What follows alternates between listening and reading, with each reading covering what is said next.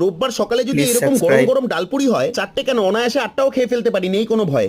আরে বাবা দাও না, এখন অনেক লোক আছে তো।